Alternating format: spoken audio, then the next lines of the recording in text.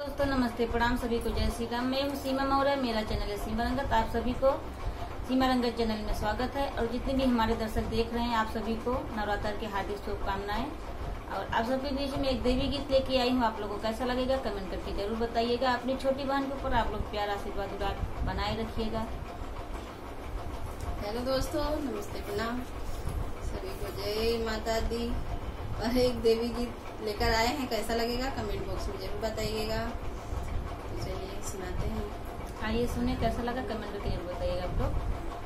मंगबई मैया से मंगनवा हथवा जोड़ी जोड़ी ना, मंगबई मैया से मंगनवा हथवा जोड़ी जोड़ी ना, तो हसे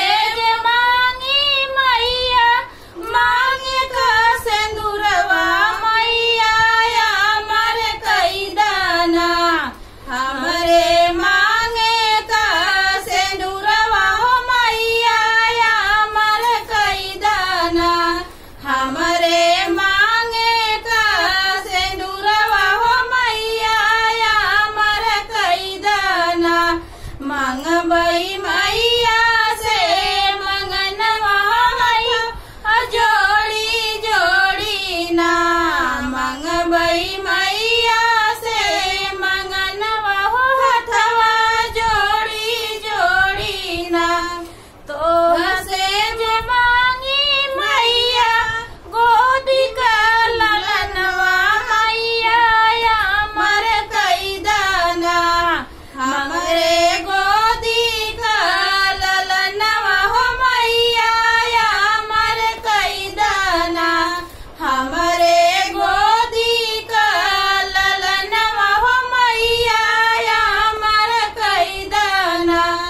मंगबई मैया से मंगनवा हथवा जोड़ी जोड़ी ना, मंगबई मैया से मंगनवा हथवा जोड़ी जोड़ी ना, तो हसे जे मांगी मैया मैं के कबीरनवा मैया अमर कई दाना, हमरे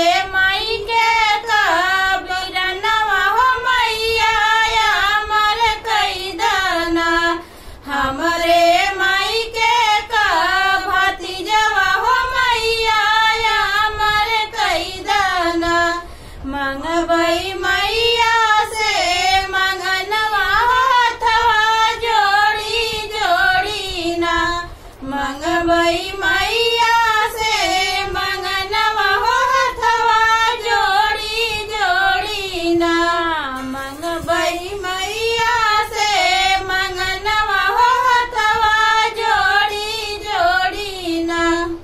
तो आप लोगों को कैसा लगा ये देवी गीत कमेंट करके जरूर बताइएगा। मिलते हैं अगले वीडियो में, तब तक आपसे बाय बाय।